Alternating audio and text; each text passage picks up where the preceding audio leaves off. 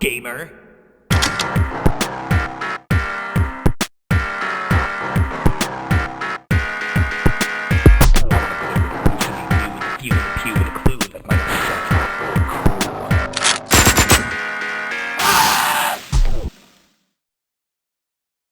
Internet artists deserve to be lined up and executed via rifle squad.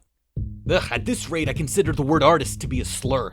That's why even though I like to sketch and color and 3D model and stuff, I reject the moniker of artist entirely. You will never see me refer to my work as art, and you will never see me refer to myself as an artist. I would rather be dead. I've never come into contact with a group of more delusional, entitled, perverted, self-important amoebas in my life, and I'm a gay boy who went to a liberal arts college. Besides their cocksurety surrounding things like internet politics and other cringe nonsense in that vein, they also tend to not talk like human beings. That might be the fault of Hegelian philosophy, I don't know. The voices in my heart and in my head tell me that has something to do with it. Anyway, back on track. Let me see if I can put this in a way that makes sense. Artists, or at least the people who self-identify that way, are all inherently mean girls. This means that the only way they can think of dealing with problems in their life is through obscene, passive-aggressive whining. Artists love to vague post when the things they work on don't get the recognition they hoped for. They really like to vague post. I think the kids refer to this as cope, or sissy cringe seethe.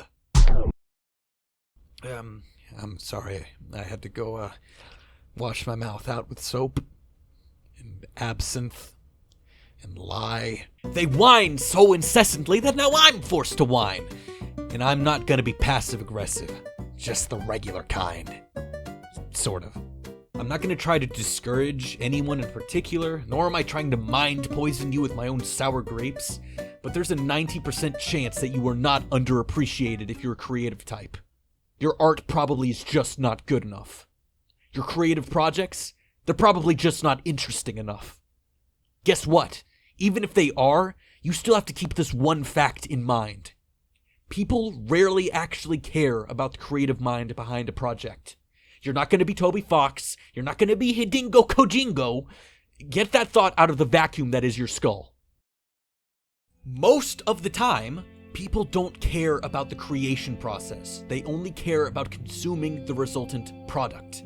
Think about how many thousands of people work on modern video games, films, and music productions.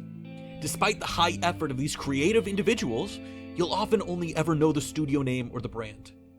Everybody knows Superman, but nobody knows who created the normal maps for the fibers on his CGI cape in the 5 billionth reboot movie where Superman is a character. I'm having a stroke. Why does nobody know about me? Why am I not famous? This mindset is far more dangerous to the creative process than burnout or a lack of drive, and it is a highly unrealistic way to look at creative work from a business or any perspective. If your creative drive is primarily a struggle for recognition, you're going to be emotionally destroyed when your hard work receives little attention. I wonder if this is why so many artists go down the easy path of CIA propaganda. Oh wait, whoops. You probably know it by its street name. Henkai! I hate the Antichrist! I hate the Antichrist! I hate the Antichrist! That wretched downward spiral could be its own subject. Let's refocus. Once again, I am not trying to discourage you. I would like to encourage you to make things in spite of or out of spite for this recognition struggle. Did you refuse to cut corners? Did you make a breakthrough in your methods or your process? Is your product good? If you were commissioned to do a piece for God, would you be content to turn in your project?